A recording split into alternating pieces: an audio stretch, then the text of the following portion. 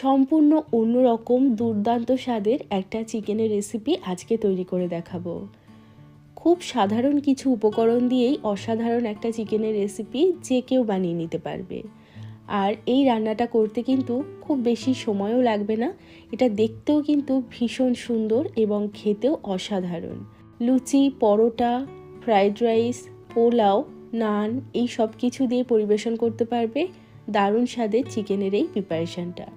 আশা করব আজকের এই রেসিপিটা তোমাদের অনেক ভালো লাগবে। তাহলে চলো আর কথা না বাড়িয়ে আজকের ভিডিওটা ঝটপট করে দেখে নেওয়া যাক। নমস্কার, আমি সুস্মিতা। আমার রান্নাঘরে সবাইকে স্বাগত জানিয়ে শুরু করছি আজকের রেসিপি। চিকেনের এই রেসিপিটা তৈরি করার জন্য সবার প্রথমে কড়াইতে আমি দিয়ে দিচ্ছি 2 টেবিল চামচ মতো সাদা তেল। তার সাথে দিয়ে দেব 1 টেবিল চামচ ঘি। সাদা তেল এবং ঘি মিশিয়ে রান্নাটা করলে রান্নাটা খেতে কিন্তু খুবই সুস্বাদু হবে। এবার এর মধ্যে আমি অ্যাড করব কিছু গোটা মশলা। যেমন আমি নিয়েছি একটা তেজপাতা, একটা শুকনো লঙ্কা, একটা দারচিনির টুকরো, 2টো মতো এলাচ। এবার এই ফোড়নটা দিয়ে কয়েক সেকেন্ডের জন্য একটু ভেজে নিতে হবে, যাতে ফোড়নের সুন্দর গন্ধটা তেলের মধ্যে চলে আসে। এখন আমি এর মধ্যে অ্যাড করব আদা রসুন কাঁচা লঙ্কার পেস্ট। 2 টেবিল চামচ মতো আদা রসুন কাঁচা লঙ্কার পেস্ট এখানে আমি নিয়েছি। আর তার সাথে দিয়ে দিচ্ছি 3টে মিডিয়াম সাইজের পেঁয়াজ। অল্প একটু জল দিয়ে মিক্সিতে ভালো করে বেটে নিয়েছিলাম।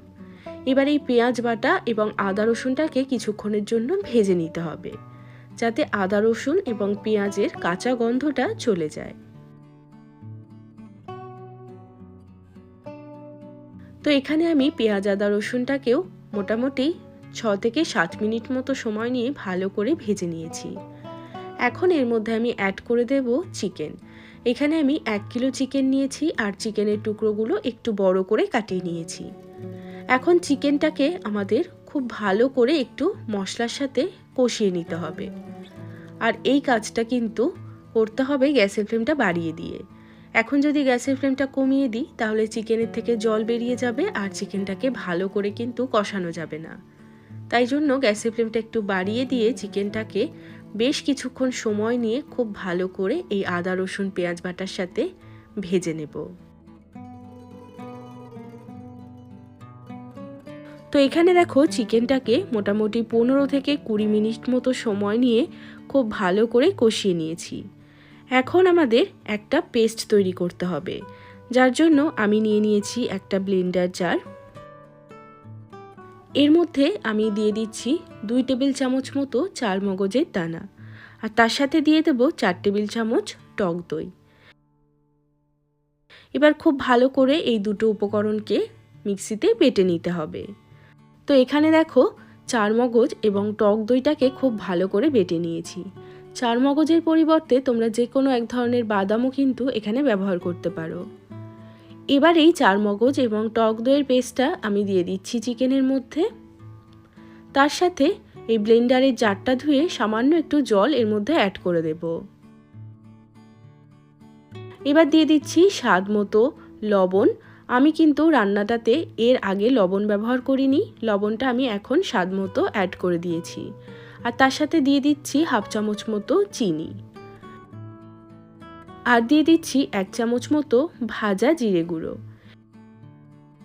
এবার সমস্ত কিছু খুব ভালো করে নেড়ে চেড়ে চিকেনের সাথে মিশিয়ে নিতে হবে।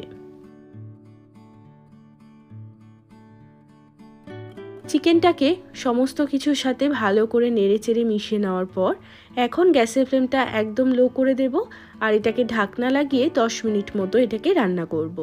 তবে মাঝে কিন্তু একবার দুবার এটাকে নাড়াচাড়া করে দিতে হবে, যাতে নিচে লেগে না যায়। তো 10 মিনিট পর এখন আমি ঢাকাটা সরিয়ে নিচ্ছি।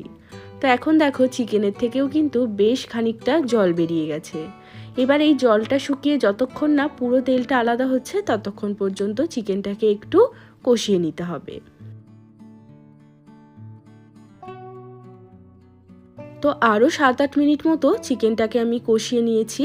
এখন দেখো চিকেনের যে জলটা বেরিয়েছিল সেটা কিন্তু শুকিয়ে গিয়ে পুরো তেলটা আলাদা হয়ে গেছে। যতক্ষণ না তেলটা আলাদা হচ্ছে ততক্ষণ পর্যন্ত চিকেনটাকে কিন্তু কষাতে হবে, না হলে কিন্তু স্বাদটা একদমই ভালো আসবে না। তো এখন আমি এর মধ্যে দিয়ে দেব উষ্ণ গরম জল।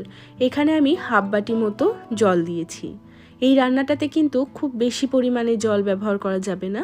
এটা কিন্তু একদম পাতলা হবে না, একটু মাখো মাখো হবে, তাহলেই খেতে বেশি ভালো লাগবে।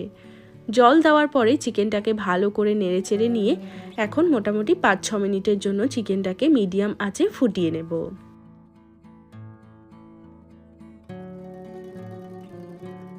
5-6 মিনিট চিকেনটাকে ফুটিয়ে নেওয়ার পর এখন এর মধ্যে অ্যাড করে দিচ্ছি হাফ চামচ মতো গরম মশলার গুঁড়ো, আর দিয়ে দিচ্ছি 2-3টে মতো কাঁচা লঙ্কা। খুব ভালো করে সমস্ত কিছু নেড়েচেড়ে মিশিয়ে নেব। চিকেন ভালোভাবে সেদ্ধ হয়ে গেছে। এই রান্নাটা কিন্তু আর বেশিক্ষণ সময় লাগবে না। 2-3 মিনিট মতো এইভাবে ফোটালেই দেখবে পুরো তেলটা আবারও ভেসে উঠেছে। তেলটা যখনই ভেসে উঠবে গ্যাসটাকে অফ করে দিতে হবে। তাহলেই তৈরি হয়ে যাবে দুর্দান্ত স্বাদের চিকেনের এই প্রিপারেশনটা। সাদা ভাত দিয়ে খেতেও যেমনি ভালো লাগে, পরোটা, নান বা ফ্রাইড রাইস, পোলাও এই সব কিছু দিয়ে খেতেও কিন্তু দুর্দান্ত লাগবে। রান্নাটা করাটা ভীষণই সহজ, তবে এটার স্বাদ কিন্তু একদম অন্যরকম। রেগুলার চিকেনের থেকে তো সম্পূর্ণ আলাদা। অবশ্যই তোমরা এই রেসিপিটা একবার হলেও ট্রাই করে দেখবে, আর তারপরে আমাকে কমেন্ট করে জানাবে তোমাদের কেমন লেগেছে। আর আজকের রান্নাটা ভালো লেগে থাকলে একটা লাইক করার অনুরোধ রইল।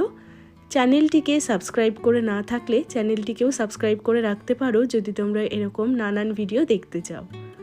সবাই ভালো থাকবে, সুস্থ থাকবে। আমি আবারও চলে আসবো অন্য কোনো রেসিপির সাথে। আজ এ পর্যন্তই, টাটা।